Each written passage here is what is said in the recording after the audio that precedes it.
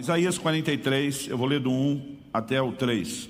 Mas agora assim diz o Senhor que te criou, ó Jacó, e que te formou, ó Israel.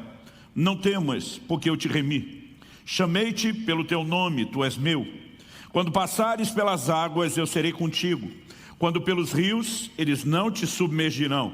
Quando passares pelo fogo, não te queimarás, e nem a chama arderá em ti. Porque eu sou o Senhor, teu Deus, o Santo de Israel, o teu Salvador.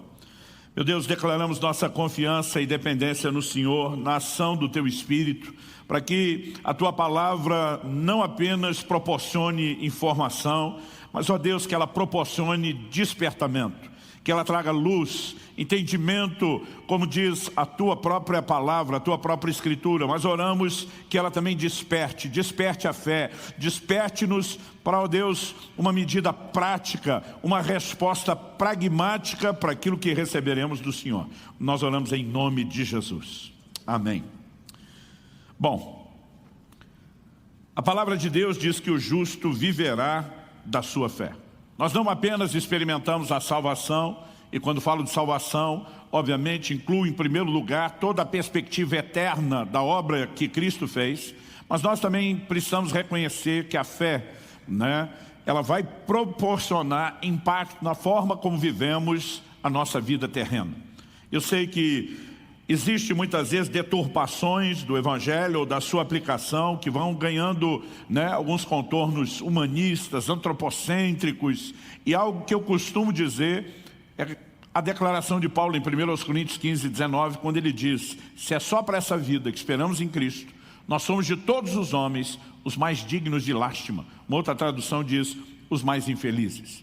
No entanto, quando Paulo diz, se é só para essa vida que esperamos, ele está dizendo que é errado não projetar a vida eterna. No entanto, ele não está dizendo que o Evangelho, que deveria ter como foco principal a característica no eterno, que ele não tem benefícios, por assim dizer, que ele não tem efeitos colaterais bons, obviamente, aqui na nossa vida terrena. Por exemplo, quando Paulo fala a respeito de piedade, ele começa dizendo, escrevendo a Timóteo, o exercício físico para pouco proveita, mas a piedade para tudo é proveitosa, porque tem a promessa dessa vida e da que há de vir. Quando ele está comparando, é como se fosse uma balança romana, os dois pratos, e diz, a piedade é bem mais proveitosa, tem bem mais peso. Mas ao dizer o exercício físico para pouco proveita, ele não está dizendo que não tem nenhum proveito. No entanto, eu durante muito tempo li esse versículo quase como se Paulo tivesse dito, não tem nenhum proveito. Ele diz, a piedade sim é proveitosa, porque além de te abençoar aqui na terra, ela vai garantir os seus resultados eternos. O exercício só te ajuda aqui na terra, mas tem proveito. Obviamente, nunca estará no patamar da piedade que diz respeito à vida eterna, mas ele tem proveito. E muitas vezes nós pensamos na fé e com medo de incorrer nesse desvio que muitos acabam cometendo, de usar a fé quase como se fosse um meio de solucionar apenas problemas terrenos, nós muitas vezes deixamos de reconhecer que apesar de focar na salvação eterna, a fé também tem efeitos colaterais nessa vida terrena. Nós podemos viver intervenções de Deus no meio de circunstâncias adversas, no meio de problemas que enfrentaremos, e na verdade precisamos entender que, de acordo com as Escrituras, as pessoas eram preparadas desde o início da sua conversão para lidar com essas questões. Estou falando isso porque nesse texto que nós lemos de Isaías, capítulo 43, quando Deus se revela no versículo 3, dizendo, eu sou o Senhor, teu Deus, o Santo de Israel, teu Salvador, a expressão Salvador para esse povo do Antigo Testamento não tinha esse conceito que eu e você temos hoje de salvação no sentido espiritual. Para eles, a palavra Salvador, ela significava simplesmente um libertador, alguém que veio ajudar, alguém que veio socorrer, alguém que veio oferecer livramento. Se uma pessoa está se afogando e outra vai salvá-la, nós precisamos entender que naquele caso era um livramento da morte. Nós não aplicaríamos esse salvamento com um sentido espiritual. Mas de alguma forma parece que se a gente lê Salvador ou salvação na Bíblia, para nós só tem o sentido espiritual. Deus estava dizendo, eu vou livrar você. Livrar você do quê? No versículo anterior, o 2, Deus diz, quando passares pelas águas, quando passares pelo fogo. Agora, note que ele não diz se você passar, ele diz quando. Porque ele está dizendo que é só uma questão de tempo e você vai passar. Passar pela água e pelo fogo eram situações que, alegoricamente, a título de exemplo, eram apresentadas como figuras de adversidades, de circunstâncias difíceis. Hoje nós não pensamos nisso quando imaginamos a questão da água, né? Por quê? Nós vivemos numa época em que qualquer dificuldade de transpor um rio, quando eu e você, por exemplo, estamos numa viagem, qualquer situação de locomoção, ou nós temos pontes ou boas embarcações garantidas. Não era a realidade deles.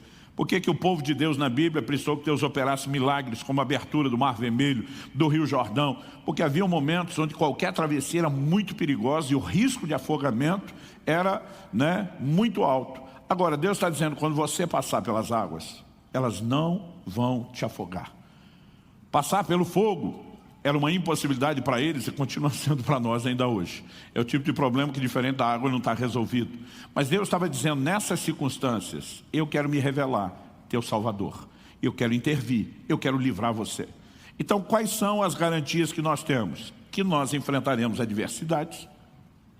Porque, novamente, repito, ele não diz se você passar, ele diz quando. Então, é só uma questão de tempo. Você está na fila e vai chegar a sua vez. Outro dia um falou, está amarrado. Eu falei, pode amarrar, mas você está na fila e vai chegar a sua vez. Jesus disse em João 16:33, no mundo tereis aflições. Gente, isso é uma garantia, é praticamente uma promessa. Apesar da gente nunca ver o crente reivindicando, Senhor, eu tomo posse nessa manhã da minha cota de aflições, porque o Senhor prometeu. Outro dia um falou para mim, não pastor, esse é o tipo de promessa, eu não preciso nem crer, ela cumpre sozinha. Vem fácil, fácil. Agora, o que eu e você precisamos compreender é que assim como Jesus disse, vocês vão ter aflições, mas tenham bom ânimo. Aqui no verso 1, antes de mais nada, antes de dizer que a gente ia passar pela água e pelo fogo, Deus começa também dizendo, não temas, não tenha medo. Aliás, gente, é impressionante o como essa frase é repetida ao longo da Bíblia. E Deus sabia o quão importante era não sucumbir ao medo. O quão importante era gerenciar as nossas reações interiores diante de circunstâncias adversas, senão ele não teria falado tanto a respeito do assunto. E o que eu e você precisamos entender é que há tanto nesse versículo, como em muitos outros na Bíblia, uma mesma construção. Qual é a construção? É algo que nos ajuda a entender a dinâmica de operação da fé. Porque eu não sei você, mas eu me lembro desde garoto, desde a adolescência, de ver a maioria dos pregadores dizendo, você tem que crer, tem que acreditar, use sua fé. Mas a maioria não me explicava direito nem o que era fé e como a fé funciona. A gente muitas vezes presumia que todo mundo deve saber o que é exercer fé. Mas muitas vezes em termos práticos, você vai conversar com gente até hoje, com anos de caminhada, e às vezes ele não entende direito. Outro dia eu abordei falei, meu amigo, por que você ora fazendo tanta careta? Cara de fé, pastor, cara de fé. Eu falei, como é que é? Existe uma cara de fé agora?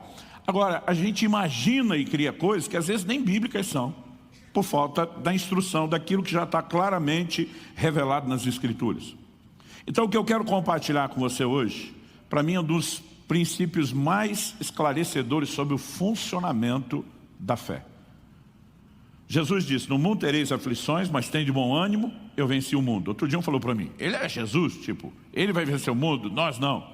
Eu falei, olha, mas o apóstolo João, diz lá em 1 de João, capítulo 5, verso 4, todo aquele que é nascido de Deus vence o mundo. E essa é a vitória que vence o mundo, a nossa fé. Então, não apenas Jesus pôde vencer, mas cada um de nós que nascemos de Deus, que fomos regenerados, que vivenciamos o novo nascimento, também podemos vencer o mundo. E o recurso para vencermos é o quê? A nossa fé. Agora, se Jesus usa a expressão que é para ter bom ânimo, e o mesmo João que registrou isso lá na frente, está dizendo que o que vence é a fé, não dá para desconectar a reação do ânimo com o funcionamento da fé. É aqui que eu quero começar chamando a sua atenção. Essa é a razão pela qual Deus, antes de dizer eu sou o seu Salvador, Ele diz as circunstâncias que ele ia passar. Mas antes de dizer o que ia passar, prometendo salvar, ele também disse, não tem necessidade de ter medo, porque quando passar, você não está sozinho ou abandonado. Eu estou com você. E não estarei presente apenas para fiscalizar. Estarei lá para oferecer ajuda. Quem está entendendo aí, diga amém. Então, basicamente, o que eu percebo ao olhar essas declarações bíblicas é que a fé, ela tem dois estágios bem distintos. O primeiro estágio da fé diz respeito ao que acontece dentro de nós, do lado de dentro. O segundo, que será inevitavelmente um desdobramento, um efeito colateral do primeiro, diz respeito ao que vai acontecer do lado de fora nas circunstâncias. A fé, ela não começa produzindo resultado do lado de fora nas circunstâncias, sem primeiro produzir resultado do lado de dentro, na maneira como nós lidamos, né, com as questões interiores. Então, para mim isso fica bem claro quando a ênfase de Deus começa aqui justamente no não temas. Daqui a pouco nós vamos perceber o como isso é repetido, como isso é enfatizado ao longo das Escrituras. Eu me lembro, enfatizando ainda essa questão dos dois estágios da fé e que o primeiro é interior, eu me lembro quando garoto de ouvir meu pai várias vezes repetir um versículo bíblico que está lá em Provérbios 24:10, que diz, se te mostrares frouxo no dia da angústia, tua força será pequena. O texto está dizendo que uma reação interior, emocional errada, compromete a força na hora de enfrentar o problema. Mas basicamente a Bíblia não está falando meramente sobre a sua força. Eu diria que isso compromete inclusive a força que Deus poderia manifestar em meu e em seu favor. Porque é o que diz Isaías capítulo 30, versículo 15. Porque assim diz o Senhor Deus, o Santo de Israel, em vos converterdes e em sossegardes está a vossa salvação. Leia-se, livramento. E na tranquilidade, na confiança, a vossa força. Deus está dizendo, em sossegar, descanso interior, está o seu livramento. Na tranquilidade e na confiança, a sua força. Nós precisamos entender que antes da fé produzir qualquer resultado lá de fora, ela precisa se manifestar, trazendo força interior. Isso significa basicamente o quê? Nos colocando acima e não abaixo das circunstâncias. Nos permitindo que a gente se mova por cima, que nós possamos prevalecer sobre elas e não elas prevalecerem sobre a gente. Aliás, se é um tema que eu possa dar a essa mensagem hoje, seria exatamente esse, prevalecendo sobre as circunstâncias. Quando eu e você temos uma reação interior de nos curvar, de nos permitir ser abatido ou abalado pelas circunstâncias, então você pode ter certeza que elas tomaram a dianteira e estão vencendo. Mas quando Deus diz, quando você passar pelas águas, elas não vão te fazer mal, não vão te afogar. Deus está dizendo, você pode enfrentar circunstâncias difíceis sem que elas te destruam. Quando ele diz, quando você passar pelo fogo, ele não vai te queimar. Ele está de novo dizendo, você pode passar por circunstâncias difíceis que não firam você. Em outras palavras, você pode ser preservado. As circunstâncias não precisam trazer nenhum dano para você. Isso significa que em vez delas prevalecerem, você é que vai prevalecer sobre elas. Ao olhar para as Escrituras, eu vejo a repetição disso de forma contínua. No Evangelho de Marcos, no capítulo 5, a Bíblia nos fala a respeito de um homem, chefe da sinagoga, chamado Jairo, que vai até Jesus pedir ajuda para que Jesus possa curar sua filha enferma. Versículo 35 de Marcos 5 diz assim, falava ele ainda, quando chegaram alguns da casa do chefe da sinagoga, a quem disseram, tua filha já morreu, por que ainda incomodas o mestre? O verso 36 diz, mas Jesus, sem acudir a tais palavras. Existem algumas coisas que não precisam ganhar a moral que muitas vezes damos para elas. E quando você olha para a Bíblia, normalmente você vai encontrar um Deus que não dá moral para problema. A Bíblia diz que Jesus, sem acudir a tais palavras, quais? A notícia que deram, de que a moça enferma que já estava precisando de ajuda, agora morreu. O texto diz, Jesus, sem acudir a tais palavras, disse ao chefe da sinagoga, não temas, crê somente. Eu tenho dito isso repetidas vezes ao longo da minha vida. Onde a fé entra, o medo tem que sair. Mas a verdade é que onde o medo entra, normalmente a fé está saindo. Os dois não são compatíveis. Eles não dividem o mesmo ambiente. E Jesus está dizendo para Jairo, vai usar sua fé, use fé pura e não deixe o medo participar desse processo. Em outras palavras, se livre do medo. Dê um jeito de administrar essas questões interiores, porque é aí que vai funcionar o primeiro estágio da fé. Não temas, crê somente. Quando eu olho para essa instrução bíblica, assim como Hebreus capítulo 4, verso 3, diz, nós os que cremos entramos no descanso. Há um descanso da fé. Aquela mesma declaração de na tranquilidade, na confiança está a vossa força de Isaías, pode ser entendida aqui. Quando você olha Hebreus 4:3, o contexto, o escritor está falando de um descanso prometido. E que nós os que cremos vamos entrar naquilo que a geração que, por exemplo, saiu do Egito não entrou, porque não herdou a terra da promessa. Então, obviamente, ele está falando de algo que nos está prometido e reservado. Mas eu quero tomar essa declaração e dizer ela é compatível com tudo o que a Bíblia ensina sobre um lugar de fé. Ele é um lugar de descanso interior. E quando eu e você entendemos isso, talvez fique mais fácil perceber a recorrência das Escrituras, olhando alguns exemplos.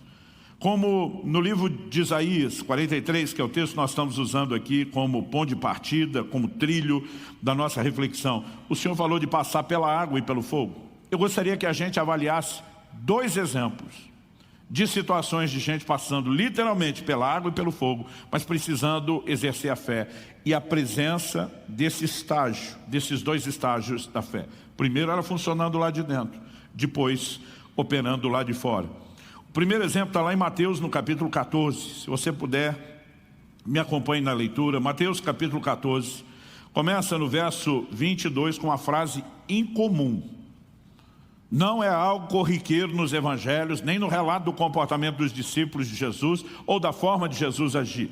O verso 22 diz assim, logo a seguir, compeliu Jesus, os discípulos, a embarcar e passar adiante dele para o outro lado, enquanto ele despedia as multidões. A NVI traduziu que Jesus insistiu. A tradução brasileira diz que Jesus obrigou os seus discípulos. A Nova Almeida atualizada apenas usou a expressão fez com que os discípulos entrassem.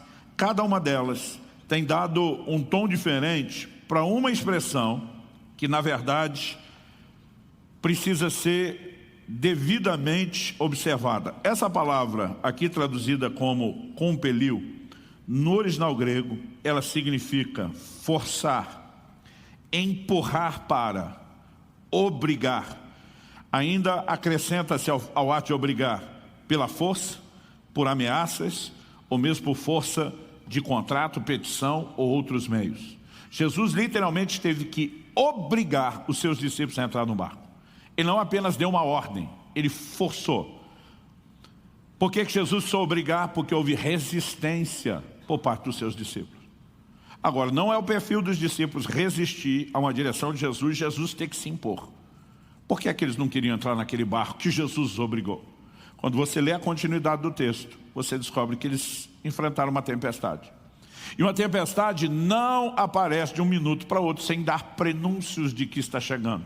Alguns desses discípulos eram pescadores experientes. Conheciam as tempestades do chamado Mar da Galileia, que apesar de ter ganho na época o título de mar, é um lago, é uma grande porção de água doce. E de repente, Jesus está dizendo para aquela turma, entra no barco e depois vou encontrar com vocês. A turma olha e diz, senhor não vai não? Vou não. O verso 23 diz assim, despedidas as multidões, subiu ao monte a fim de orar sozinho. Ou seja, Jesus bota os discípulos no barco e diz, mas eu não vou com vocês, estou indo orar. A turma olha aquela tempestade, diz, o senhor não vai não? Não. Eu imagino alguns se olhando, tipo, é agora que ele se livra de nós. E eles não queriam, Jesus teve que obrigá-los. Agora, o texto diz assim, em caindo a tarde, lá estava ele só, para orar. Ou seja, a hora começou a anoitecer, Jesus já tinha botado os discípulos no barco, eles já tinham saído, eles já tinham subido ao monte. Nós não sabemos quanto tempo antes do anoitecer eles saíram, mas essa informação é importante. Entretanto, verso 24, o barco já estava longe, a muitos estádios da terra, açoitado pelas ondas, porque o vento era contrário. E o verso 25 diz, na quarta vigília da noite, foi Jesus ter com eles andando por sobre o mar. que significa na quarta vigília da noite? A noite era dividida em 4 vigílias. Cada uma delas durava 3 horas. O período da noite de 12 horas. Tinha 4 vigílias de 3 horas. A primeira, mais ou menos entre 6 horas, que era quando escurecia, até as 9 da noite. A segunda vigília, das 9 à meia-noite. A terceira vigília, da meia-noite às 3. E a quarta vigília era entre 3 e 6 da manhã. Nós não sabemos que hora os discípulos entraram no barco. Mas quando está chegando o entardecer às 6 horas, Jesus já está lá no alto do monte. Então, eles saíram antes. Não sabemos quanto tempo antes. Agora, passaram-se 3 vigílias inteiras, pelo menos. Das 6 às 9, das 9 à meia-noite, da meia-noite às 3. Eles estão em algum momento entre 3 e 6 da manhã, sendo que saíram antes das 6 da tarde. Ou seja, no mínimo mais 9 horas e meia, talvez perto de 12 horas, eles estão dentro daquele barco. Os outros evangelhos dizem que eles estavam no meio do mar, depois de todo esse tempo. Eu costumo brincar que uma das coisas difíceis de estar no meio é que se você desistir da missão, está tão longe quanto, né? Interrompê-la. Depois de todo esse esforço, eles não conseguiram atravessar.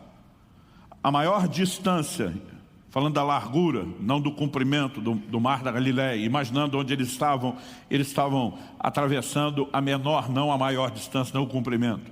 Ela pode dar em torno de 11 quilômetros. Significa que eles tinham talvez conseguido, em todo esse tempo, chegar na metade. Um dos evangelhos diz que eles estavam literalmente na metade.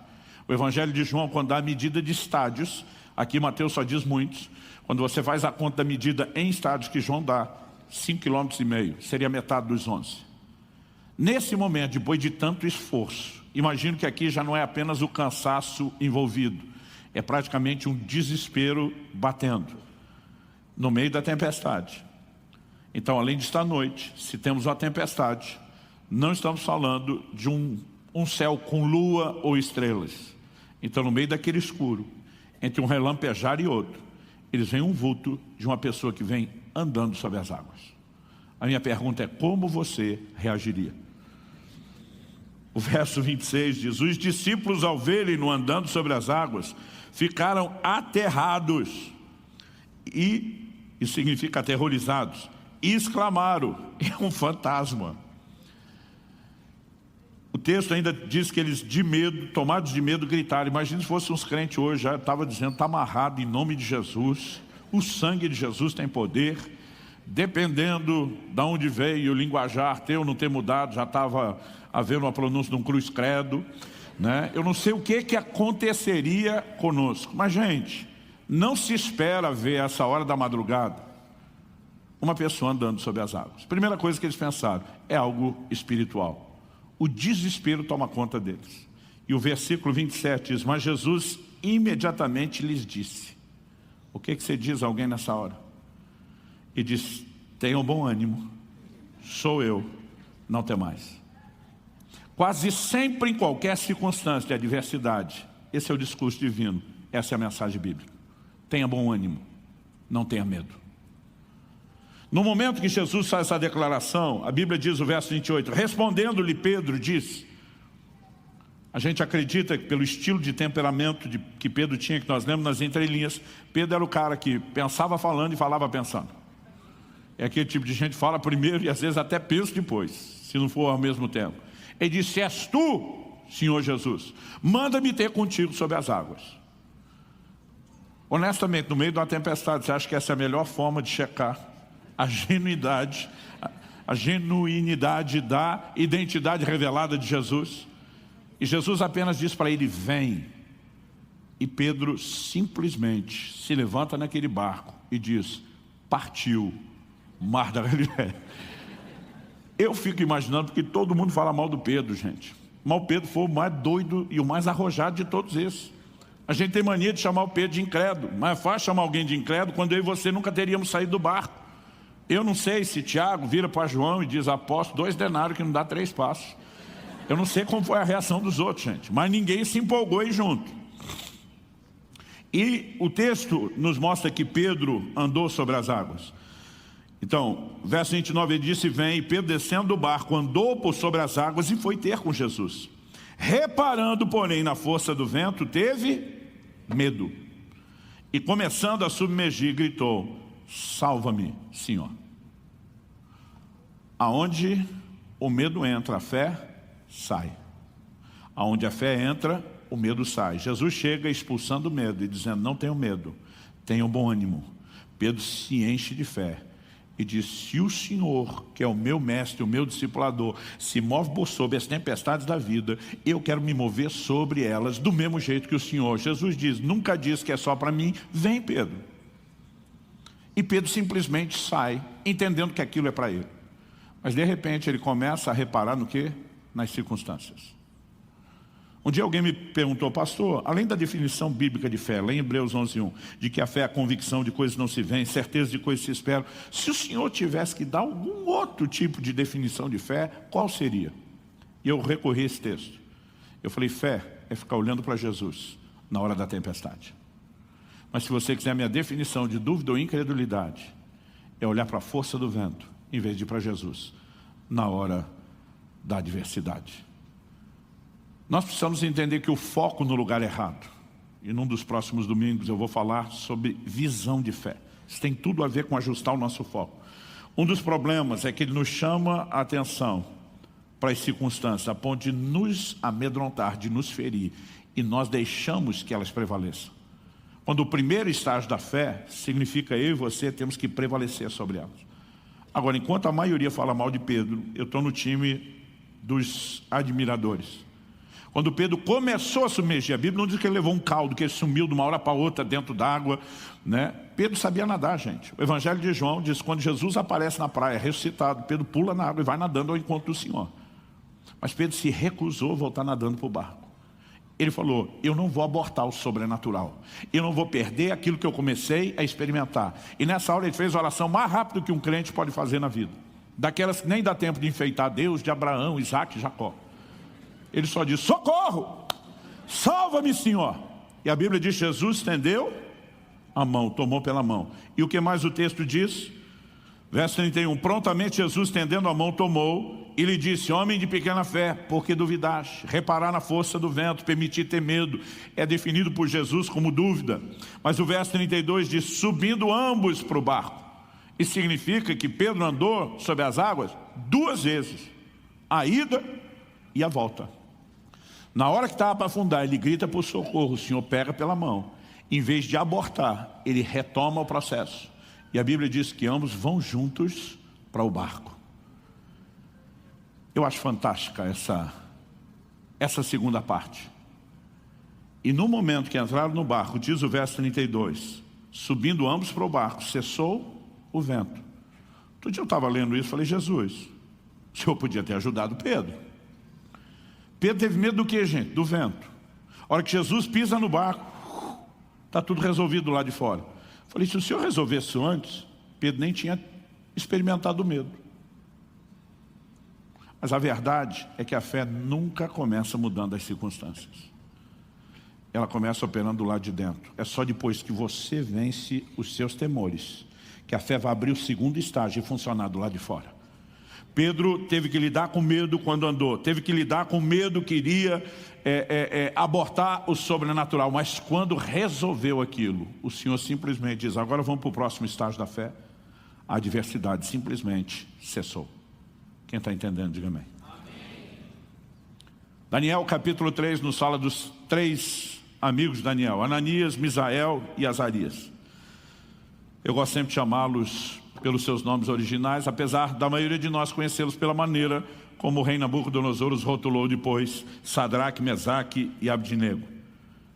A Bíblia diz que quando o rei ameaçou jogá-los na fornalha de fogo ardente, o posicionamento deles foi de ficar com a palavra de Deus. Gente, a fé sempre escolhe a palavra, sempre põe a palavra em primeiro lugar, sempre trata a palavra de Deus como a maior autoridade a ser obedecida, a ser respeitada, como a voz acima de qualquer outro.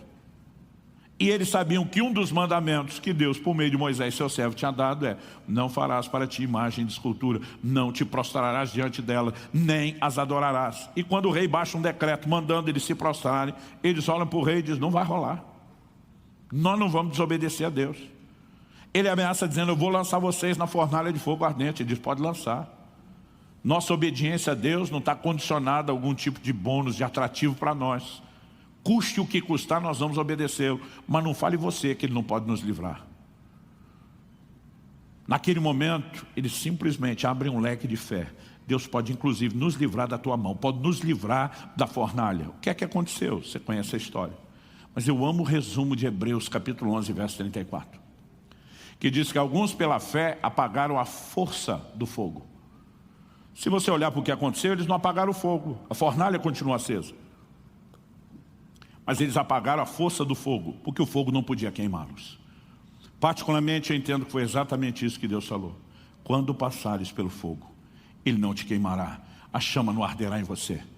O primeiro estágio da fé é fazer com que o fogo perca o seu efeito. Depois, ou você vai apagá-lo, ou vai sair da fornalha. E o que significa isso? Significa que eu e você não nos curvamos diante dos temores que normalmente as circunstâncias nos proporcionam. Eu lembro de uma ocasião que eu fui visitar um irmão da igreja, logo no meu primeiro ou segundo ano pastorado. Eu ainda era muito novo na caminhada. Eu lembro de um dia que passei uma visita rápida. Eu estava inclusive no negócio dele, não era nem na casa. Falei, e aí meu amigo, passei para ver como é que está a fé. A resposta dele, sem nem pensar, foi, que fé? Eu falei, como é que é? Aí ele viu o jeito que ele tinha falado. Não, é que o senhor sabe, tem fé para circunstâncias, tem fé para salvação. Mas a resposta dele é de quem estava desanimadíssimo. Eu falei, agora que você fez distinção entre um e outro, eu quero saber das duas. Aí ele falou, pastor, honestamente, não vou ficar tapando o sol com a peneira, não. Ele falou, fé para circunstâncias está ruim. Até quando eu vejo a luz no fim do túnel, eu acho que é o trem que entrou para me pegar. Eu falei, e a fé para salvação? Ele falou, essa está um pouquinho pior. Estou tentando acreditar na doutrina da repescagem, para subir em segunda chamada.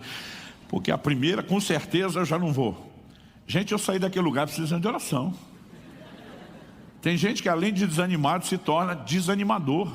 Porque se a fé vem por ouvir, nós falamos semana passada que a dúvida também vem, dependendo de quem você der ouvidos.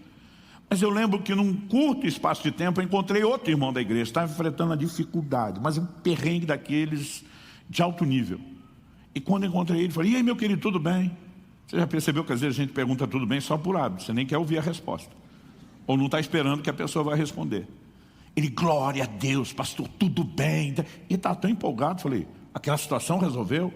Ainda não, mas é só uma questão de tempo. Aquele problema está com os dias contados. E você via a linguagem daquele cara, ele estava na fornalha, mas ele já tinha apagado a força do fogo. Alguma coisa tinha sido resolvida do lado de dentro. O primeiro estágio da fé estava funcionando. E eu sabia, eu fiquei esperando, que não demorou para acontecer. O segundo estágio funcionou depois, mudando as circunstâncias. Sabe, algo que eu e você precisamos de fato entender e compreender é que a fé ela se firma na palavra de Deus. Então muitas vezes nós vamos estar diante de circunstâncias que não combinam com aquilo que Deus está falando. Sabe, não estou dizendo que nenhum de nós nunca vai aceitar uma situação de morte. Mas quando um Jairo ouve Jesus dizendo, não tenha medo da notícia que te trouxeram, crê somente, você estava aqui esperando minha ajuda, esperando que eu fosse até lá. É como se Jesus dissesse, a circunstância pode ter mudado, eu não mudei, minha disposição de te ajudar não mudou, minha promessa de intervir está de pé, será sustentada. É numa hora como essa que eu e você precisamos ter que escolher quem é que nós vamos ouvir. Eu contei há pouco tempo aqui o testemunho do parto do Israel. Eu não estou dizendo, gente, que nós não vamos ter que lidar com algumas situações de perda. Eu sou filho do meio de 3 homens, mas minha mãe teve uma 4ª filha, que era para ser a caçula, viveu 2 dias e morreu. E nós tivemos que lidar com essa situação.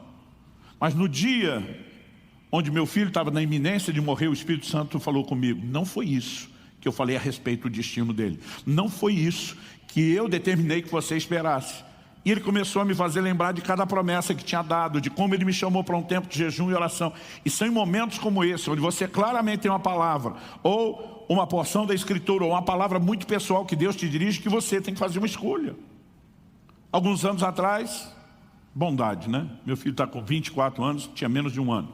Então, há um bom tempo atrás, eu tive que fazer uma viagem. E eu não tinha dinheiro. Eu falei, Kelly, nós não temos dinheiro para chegar. Nós vamos conseguir chegar com o tanque cheio, abastecido, mas não tem dinheiro para o pedágio. Eu falei, e Deus me deu uma garantia, que é para a gente entrar nesse carro e se mandar agora. E nós íamos ter que terminar a viagem de noite, sem dinheiro para passar o último pedágio.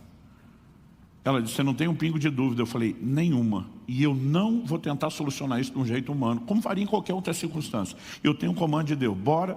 E Deus me deu uma mulher tão doida quanto eu. E nós entramos com a criança, um bebê no carro, e fomos para a viagem. E quando foi aproximando o último pedágio, nós fizemos a conta pelo valor da placa. Quanto tem? Na época, faltava R$2. Eu falei, amor, certeza não tem dinheiro perdido no carro? Às vezes tem algo que nós esquecemos, aí ela revirou tudo, nada. E aproximando, né, o pedágio, eu lembro que eu falei, dá uma olhada na sua bolsa, amor. Bolsa de mulher cria, multiplica as coisas, aparece de tudo aí dentro. Ela diz, não tem, mas eu vou olhar. Olhou, nada. Ela falou, e aí? Eu falei, e aí que sem o dinheiro a gente não passa, mas na estrada a gente não fica. Eu sei o que Deus falou comigo. Nós vamos chegar, eu falei, eu não posso parar no guichê, mas nós vamos chegar o mais perto possível e ver o que é que Deus vai fazer. Quando a gente estava chegando perto do pedágio, já menos de 1 quilômetro, uma chuva forte, forte, forte. Muitos carros já começaram a encostar, ligar o pisca-alerta. Eu falei, vou avançar um pouquinho, mas de repente, não sei se começou a cair o granizo depois, ou ele estava depois, não dava para continuar, eu tive que encostar também. Eu estava a 200, talvez não dava 300 metros do pedágio. Liguei o pisca-alerta, falei, agora eu tenho tempo aqui, todo mundo está parado, tem um motivo, nós também temos. Falei, amor, bora orar e agradecer o dinheiro desse pedágio que Deus vai nos mandar. De repente eu levei um susto, porque eu não estava esperando acontecer, já estava escuro, uma chuva daquela, a visibilidade terrível. Alguém batendo com força no vidro do carro para fazer mais barulho que o granizo. Eu olho um camarada debaixo de uma pilha de jornal para se proteger das pedras. Eu abri só um pouco o vidro, porque entrava pedra para o lado de dentro do carro. Ele disse, faltou dinheiro para o pedágio. Eu, hã? Tipo, o que está acontecendo? O cara estendeu R$2, eu peguei, ele saiu correndo em direção ao prédio da administração. Até hoje não sei te explicar o que aconteceu. O dia que eu chegar no céu, uma das minhas muitas perguntas vai ser, que era o cara do pedágio? Que loucura foi aquela? Um cara... Você consegue imaginar um cara sair debaixo da chuva de granizo, se protegendo com a pilha de jornal, das pancadas de pedra, para oferecer um dinheiro para alguém que não pediu? No meio de todos aqueles carros parados. Mas uma coisa que eu posso te garantir, a fé funciona. Quando eu e você nos posicionamos, nós precisamos entender que a fé não apenas vem por ouvir a palavra de Deus, mas por levá-la a sério. A fé é convicção. Convicção do quê? De que aquele que falou é responsável pelo que falou, não está de brincadeira com o que falou, ele não pode mentir. Ele diz em Jeremias 1,12, eu, Senhor, velo sobre a minha palavra, vigio para fazê-la cumprir. E sabe, em momentos como esse, eu e você precisamos fazer uma escolha.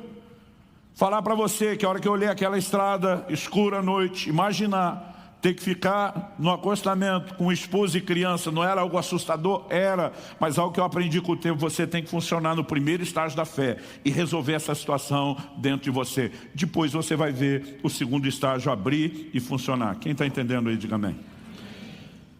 Eu quero terminar te encorajando. Há momentos onde eu e você vamos andar debaixo de algumas palavras de Deus e vamos ter que confiar nele.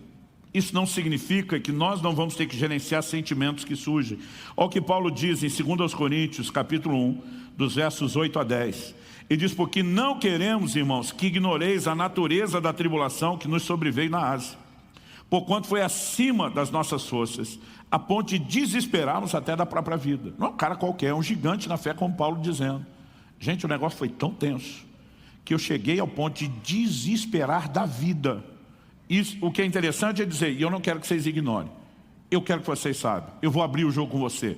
Foi para lá de assustador. Mas olha o verso 9 e 10. Contudo, todavia, no entanto, entretanto, apesar disso, já em nós mesmos tivemos a sentença de morte para que não confiemos em nós, e sim no Deus que ressuscita os mortos.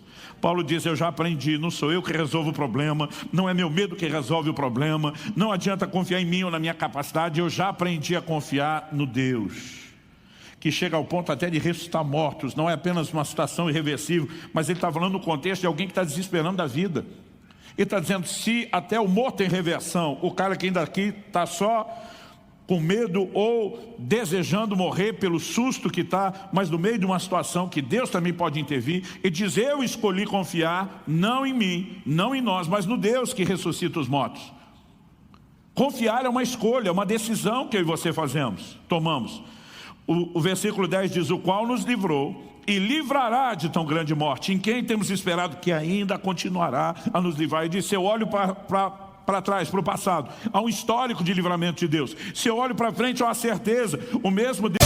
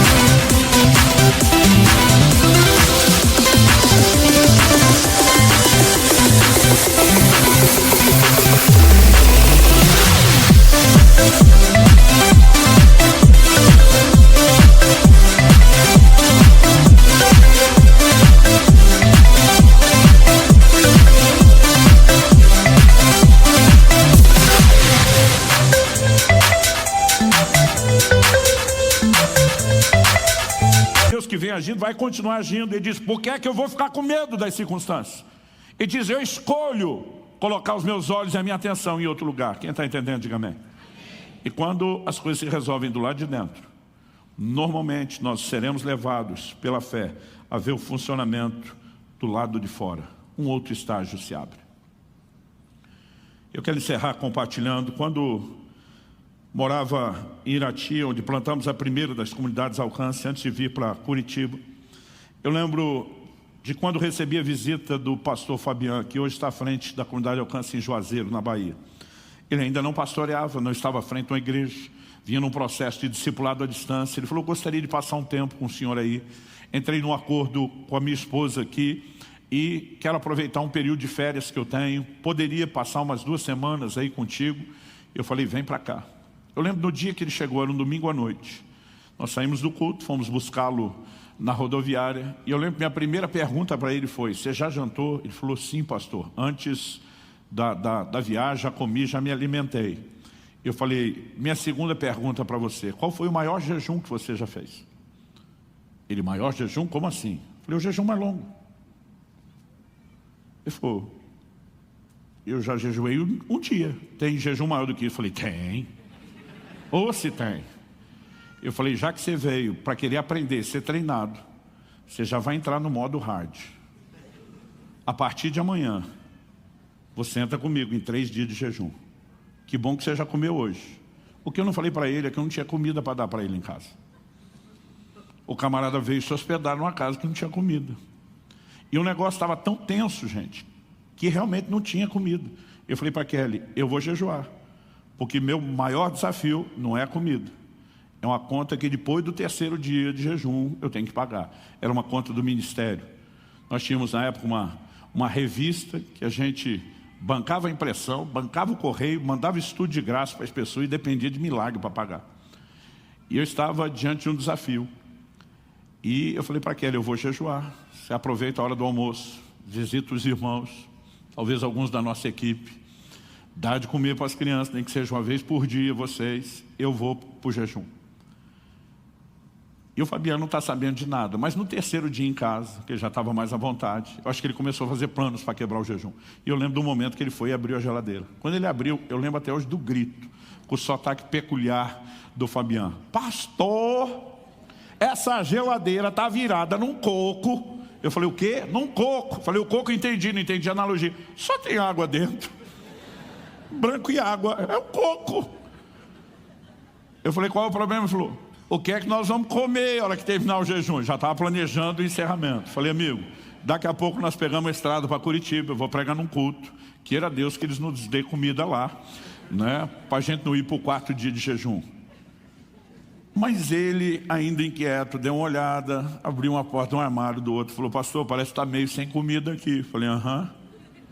Esse é um dos motivos que nós estamos jejuando, filho. Nós não temos nem como quebrar o jejum se Deus não fizer um milagre. Aí ele, meu Deus. Eu falei, cara, mas tudo que você me ouve contar à distância, você vai poder viver junto comigo. Você é uma testemunha em loco. Eu estou tão feliz que você está aqui. Aí nós viemos, pregamos na igreja. Eu lembro que no final ele falou, pastor, pelo amor de Deus, qual o valor da conta que você vai pagar amanhã? Eu falei, 5.000 e tantos reais. Era 5.000 uns quebradinhos. Aí ele falou assim, me deixa contar o que vendeu de livro? Eu falei, você que está com o envelope aí, fica à vontade. Aí ele contou, ele disse, Senhor da glória. Eu falei, o que foi? Ele falou, é muito pouco. Te deram algum afeto? Eu falei, alguém me deu esse envelope, dá uma olhada aqui. Somando a venda do envelope, tinha 580 reais, alguma coisa assim. Ele disse, pastor do céu, nós malemar batemos 10% da meta. Eu falei, Fabiano, essa é a beleza da coisa. É você não deixar a circunstância te assustar. Eu falei, você é novo nisso, mas você vai enfrentar desafios na vida. Eu falei, eu estou exercitando meus músculos de fé faz tempo. Eu falei, eu não sei o que Deus vai fazer, porque normalmente ele é de uma criatividade que não faz sempre igual. Mas que ele vai fazer, ele vai fazer. Quando nós chegamos, o baiano dizia,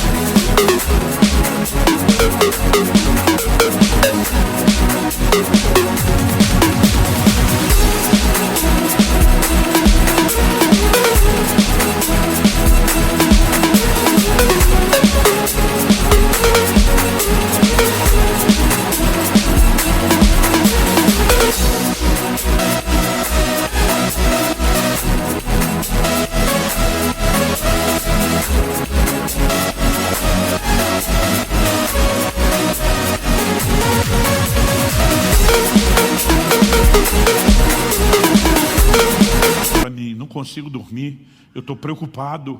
Eu falei, pega uma carona na minha fé. Eu falei, apesar que eu também não sei se eu consigo dormir, porque eu estou empolgado, como é que vai ser dessa vez? Mas o dia seguinte, o telefone tocou, logo pela manhã, e ele me viu atender uma ligação. Era uma pessoa de outro país que estava no Brasil, e ela me ligou e falou, pastor, me perdoe fazer essa ligação, e não quero parecer, intruso, mas Deus me mandou fazer uma oferta para o senhor. Eu não tenho dúvida, porque Deus me falou exatamente os centavos do valor que eu preciso dar. Então, o valor inteiro é todo quebrado, até os centavos. Eu lembro que nessa ocasião eu só falei assim, com que banco você trabalha? Não tinha Pix e TED naquela época. Transferência entre bancos era complicado. Então quem vivia de fé já deixava conta em todos os bancos abertos, para não ter dificuldade. Falei, que banco você trabalha? Banco tal. Falei, anota aí, agência e conta corrente. Ele falou, ótimo, vou fazer uma transferência. Falei, olha, eu podia olhar o extrato, descobri depois, mas você me deixou curioso quando disse que Deus falou todos os números quebrados e os centavos. Você se incomoda de me falar o valor? Ele falou, não, pastor. E ele me falou, eu peguei, anotei o papel. Quando desligou o telefonema, o telefone, chamei o Fabiano, falei, baiano, vem cá, está vendo esse número aqui? Alguém disse que vai fazer uma transferência agora. Falei, soma com o valor de ontem. Ele pegou e somou. Falei, agora pega esse boleto e vê. Eram exatamente os centavos, o valor exato em cada número, quebradinho até os centavos do boleto que a gente tinha que pagar. O baiano falou, pastor, ainda estamos sem comida. Falei, criatura, isso aqui não é uma provisão restrita, é uma mensagem. É Deus dizendo, isso não é coincidência, isso não é acidente, eu estou cuidando de você. Falei, feio, mais difícil, a conta mais alta, eu acho que nós vamos ficar sem comer? E eu lembro dele dizendo, pastor, como o senhor consegue essa tranquilidade? Falei, agora. O desespero que eu vivia no início, tu não tem noção. Mas algo que eu já aprendi, o desespero não resolve, só piora. A fé resolve. Você tem que tomar uma decisão. Quem está entendendo? Se você deixar as circunstâncias prevalecerem, você vai perder. Mas se você escolher prevalecer, Deus, o reino de Deus vai ganhar.